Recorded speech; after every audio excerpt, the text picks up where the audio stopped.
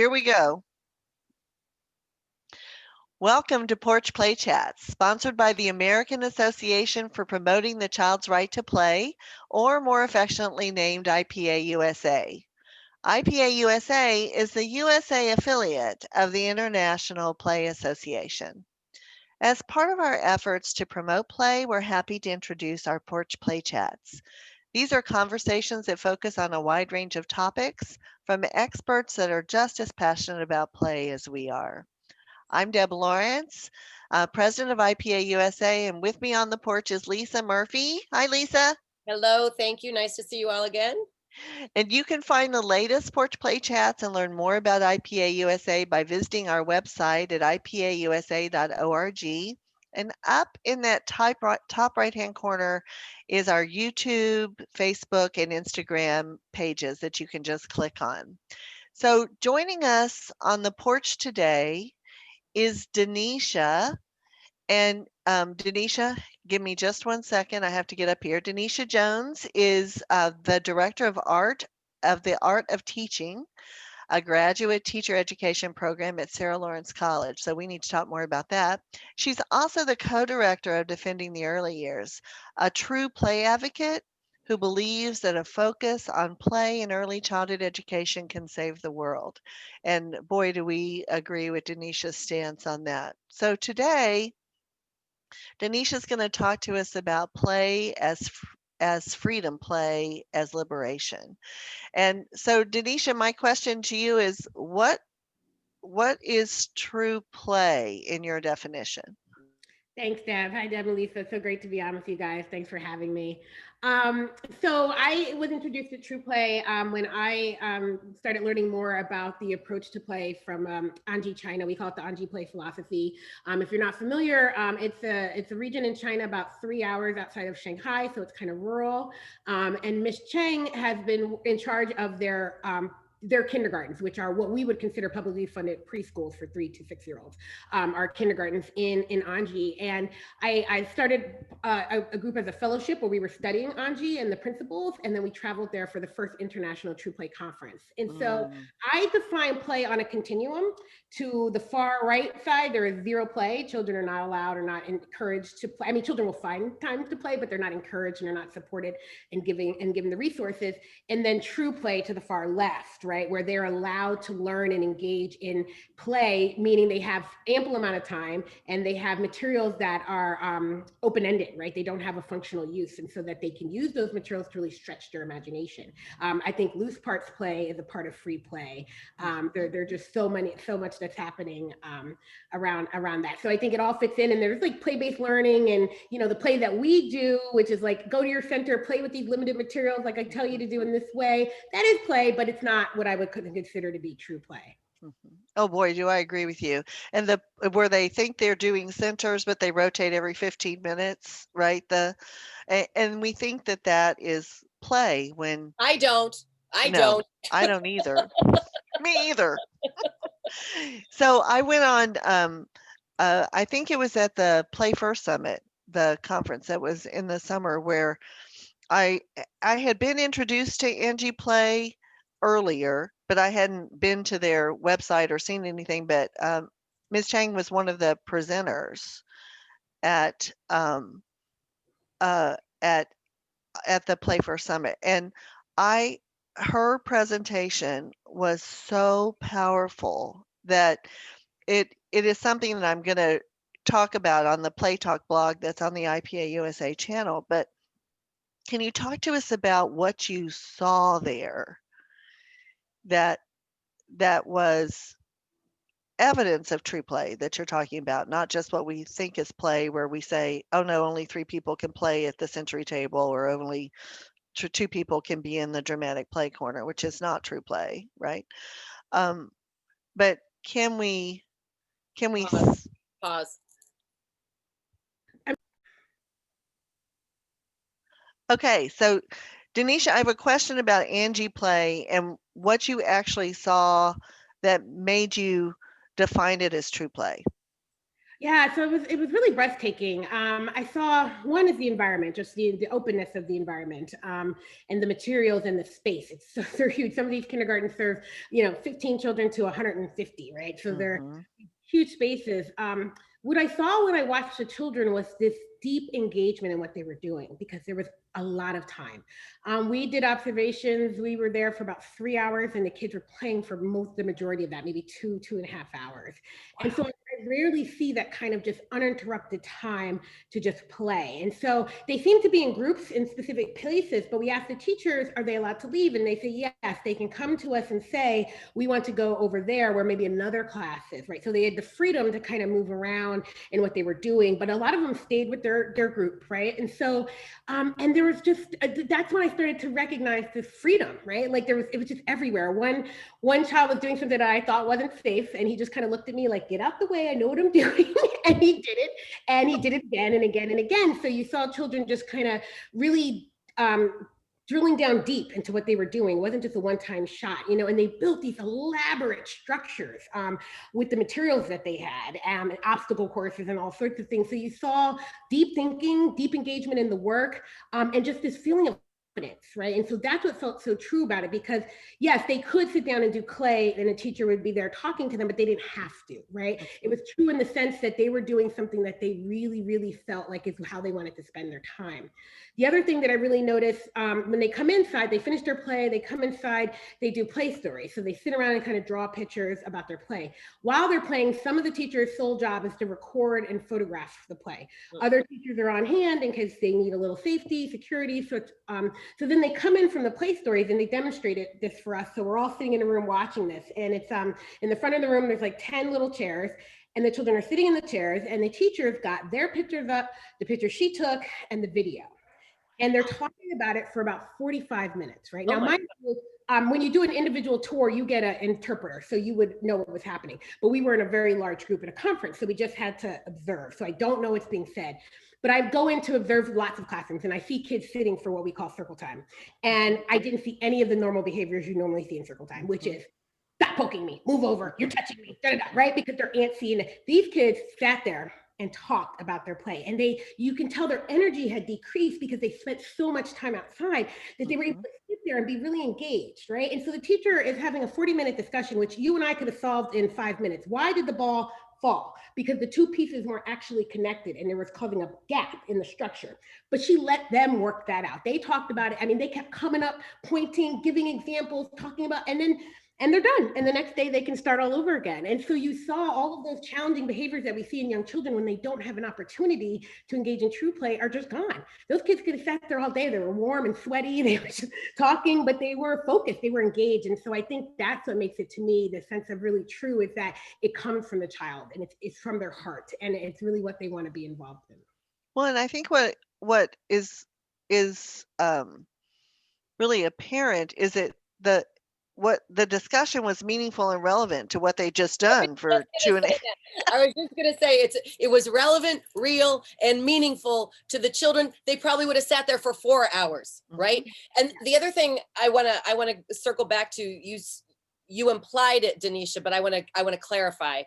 I think that often when we talk about play and being protectors of play and advocates of play, I think if we do a deeper dig of that, a deeper exploration, it's choice. I really think that what we're protecting is choice. And you don't have choice if you don't have time. And so to me, I can see in my head, because you did such a fantastic job painting a picture of that I want to get on a plane and go and see it. And I don't know, I'm stumbling over my words because I think one leads to the other. And I think here in the States, we're very guilty of overthinking it and making it so much harder than it needs to be. These simple elements, these simple ingredients of space, time, and choice, and the logical outcome is what we call play, true play. And Absolutely. And there's a lot of trust, right? So the Angie has their principles of love, joy, engagement, reflection, and risk, right? So there's a lot of, it's risky play. And it scared me the first time. I watched the video and I was like, my heart was jumping out of my chest, like that little girl's going to hurt herself, right? And then I saw it in action. I saw a girl trying to climb a structure and it wasn't safe. And I kept watching her, and she kept trying to adjust it. And finally, she went and got reinforcements. 2 friends came and held it for her and she went over. She knew it was not safe. She didn't need me or anyone else telling her that, right? So there was trust that she could figure this out on her own. And when she needed help, she can go get it. And of course, there was an adult nearby who would have stepped in, right? And that's the thing, you want to step in way more than they do. They have learned to give these children the trust and the freedom they need to make those choices, because they have to make those choices for themselves. You can't understand risk if somebody's telling you, don't do that, that's risky. You understand risk when you do it yourself and you get a sense, okay, did that fail because it was risky? Did I succeed, right? But you need that opportunity. And we are trying to give children a risk-free life. And we're trying to give them very limited choices, right? This or that. That's not, this is true. Some kids just stood around and chilled under a tree and didn't do anything. And they just sat there and they're lost in their thoughts. And that's great, They don't have to be doing something all the time, right? That is still the part of true play, that it's the child's choice. And so you're right, it is about that, and not the choice time that I had when I taught kindergarten. I had to force them to go to one center for the entire 45 minutes. They weren't free to move around. They weren't free to explore something else. What if you get bored with blocks in 20 minutes? But we thought that the approach was that you are supposed to encourage them to stick with their choice for a long time. I think now they need more options than that, right? Yes. Yeah, I'm wondering, while you were, sorry, Deb. That's okay. I'm just wanting to pick her brain. I know. Can you speak a little bit, or maybe you didn't see it, of the teacher training? I would imagine that the training for the teachers is very unique and specific. Yeah, so we learned a lot about that in the fellowship, and the teachers talked to us about it. So yes, they have to be trained a lot. And there were a lot of teachers there. There were 300 people at the conference. About 100 of us were outside of China. And then there were about 200 from the China, but there were teachers from Hong Kong who were blown away, right? They've never seen this before either. And so, and as a teacher educator, specifically in early childhood, I think this is where my job is really important, because we are not preparing teachers to be in this type of true play space, right? Because you have to really learn to trust children. You have to learn to carefully observe them. What are they doing? Why are they doing it? Listen to them, right? Really understand what they're doing to really guide and scaffold them, right? So it's a very different experience.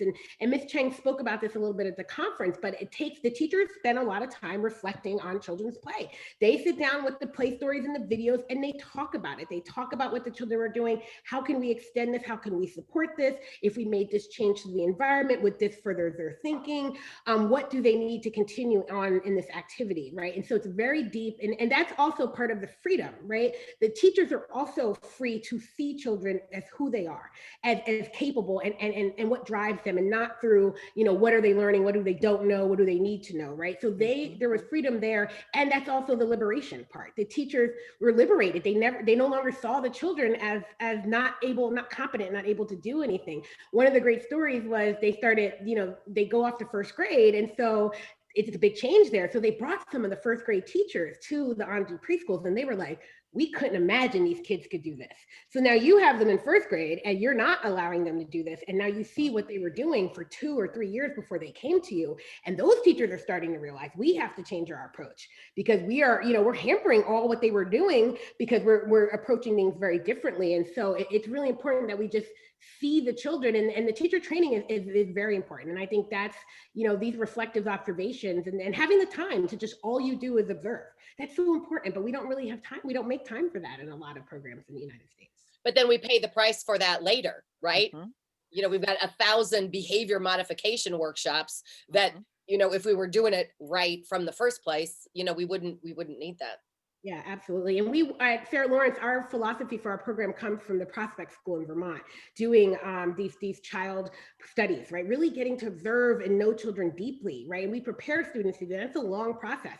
And then you get into public schools and you get a 3-sentence description of a child, and you're supposed to make educational decisions about that child, and you don't know much about them.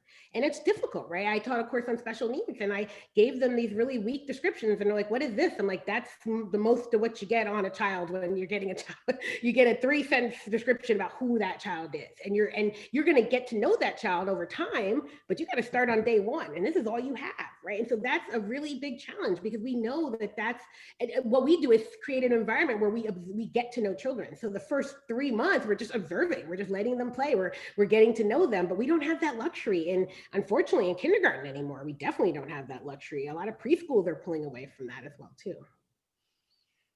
So in Angie Play, when they're talking about so a new teacher, I'm hiring a new teacher at Angie Play. I'm bringing that teacher in. Do they go into specifics about how they help them? I mean, do the teachers have to agree that, yes, I believe in this philosophy of true play and learning through observation of children and documenting experiences, or is there a specific approach that they take to sort of orient new teachers to that approach? What I've realized, so there are certain places in the United States that are trying to do Angie Play, in California, in Madison, Wisconsin, right? And so what we've seen in those areas is what they're doing is that you have to start by allowing the teachers and the parents to play with the same materials first.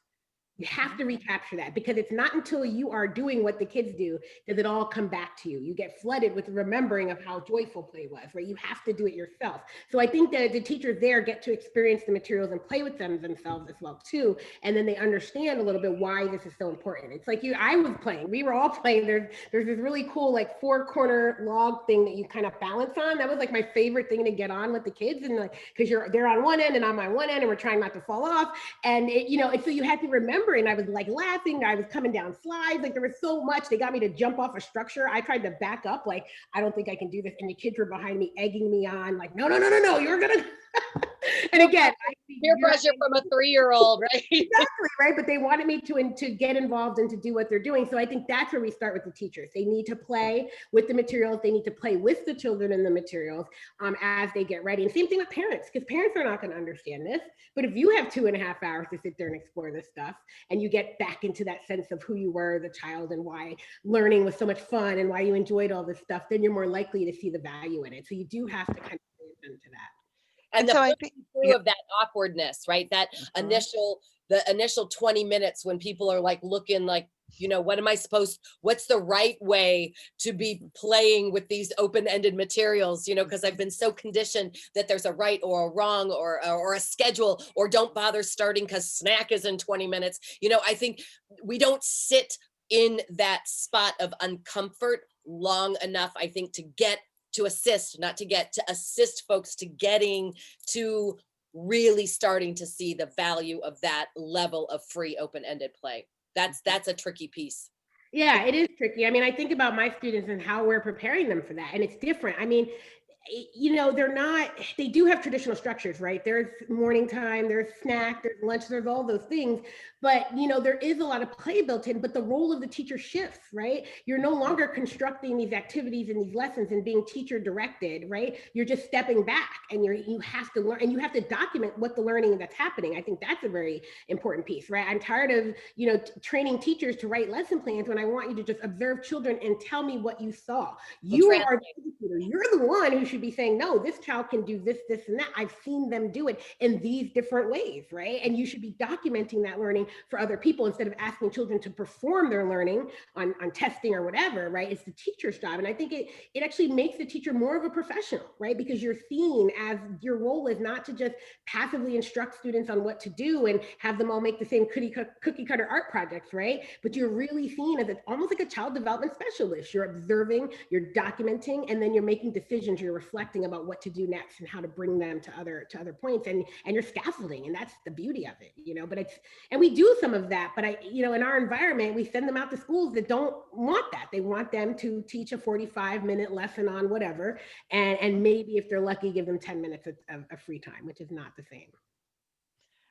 And I loved how you talked about being a child development specialist. That's one of when I do a session on, so what do you do for a living, right? Because remember when you would go to family reunions and so what do you do for a living?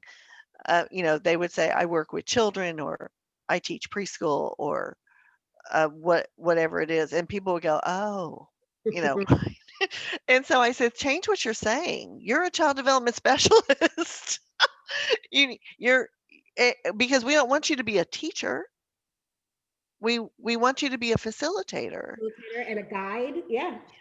and we want you to understand what you're seeing. So it's all in how we describe ourselves, because if we say, oh, we work with children, oh, that must be fun.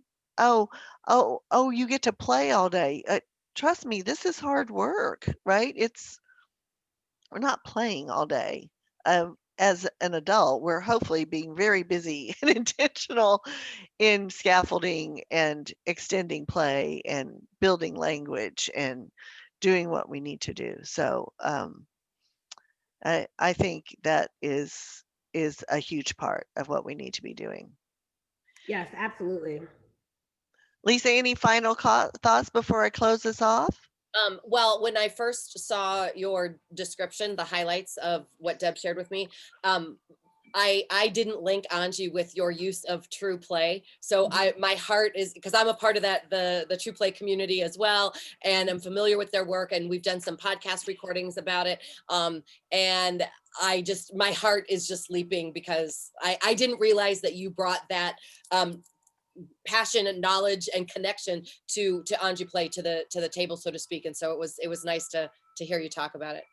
So Yeah, Denisha, go ahead, Denisha. I'm sorry. No, that's okay. I've always been into play, but when I saw a friend of mine, Susan Oxshorn, who's an early childhood policy supporter, she forwarded me, and I was like, wait, is this for real? And she's like, you got to go. Like she's like, you have to go and see it in action. And so we did the videos, and we're meeting, and I talking to teachers, and I was understanding it, but it wasn't until I was in China and I saw it from my very own eyes, and I was just like, and there is a moment that I think every American who goes there, where you get a little sad because you realize that our children don't get this, right? I remember that moment where I was walking around and I was like, oh, my heart broke, because this is like, why don't they get this? Why can't they have it? And they should, because it's just so powerful to see the children. We were there over the weekend, and they just reached out to parents and said, hey, would you bring the kids in the play while we have tour group? Parents were like, of course, right? They didn't hesitate to bring their kid on a Saturday. So a bunch of, people, because they know the benefit, and they know their kids love it, and they want to do it. And they were very excited about it too. And so, yeah, it's really inspired my work to keep going, and to really encourage people that we need to focus on play. There's just so much that's happening that's driving away this love for learning. And I always say I'm from one of the last generations that play all day outside, like leave the house by the time the street light came on and you're on your own. And so that was really fundamental to who I am, is like feeling confident and doing things trying different things.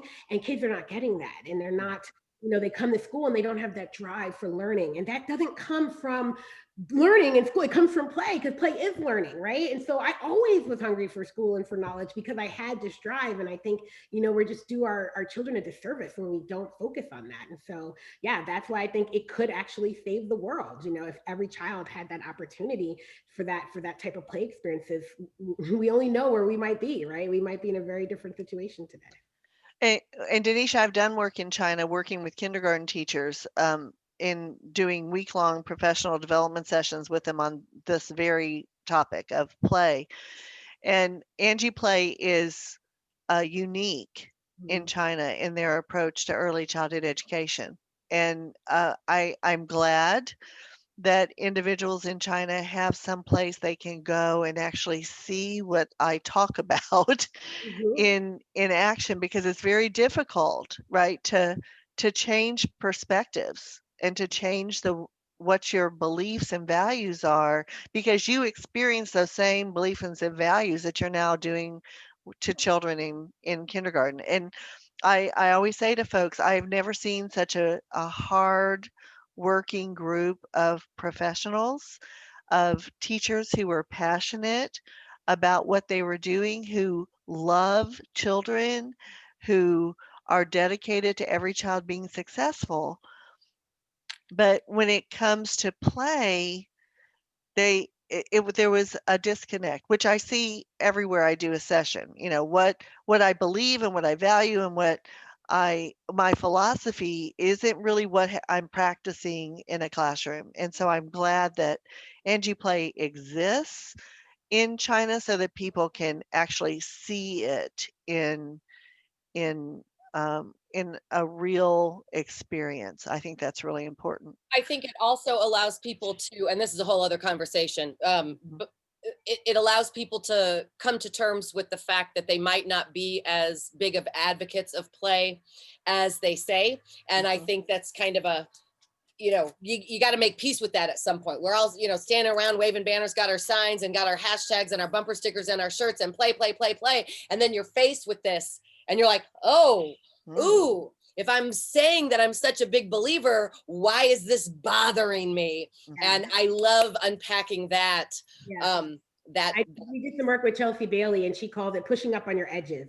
Yeah. Push up on your edges. It doesn't feel right. It doesn't feel, and you have to lean into that, and you have to ask yourself why. Why? Because you are an early childhood supporter. You believe in this stuff, but you're uncomfortable with this, right? And why is that? And so it's super important. And I think, and there are a lot of places who are doing free play in the United States. I don't want people to think it's only in Angie, right? But I think it's different there. It's what Ms. Chung has done is really different. And I think it's great to visit and see, just like everyone was flocking to Reggio to see what they were doing there. We need to flock to China and see what they're doing there too, because it's very powerful, and it brings you back ready to bring that to your students, right? Ready to bring that experience.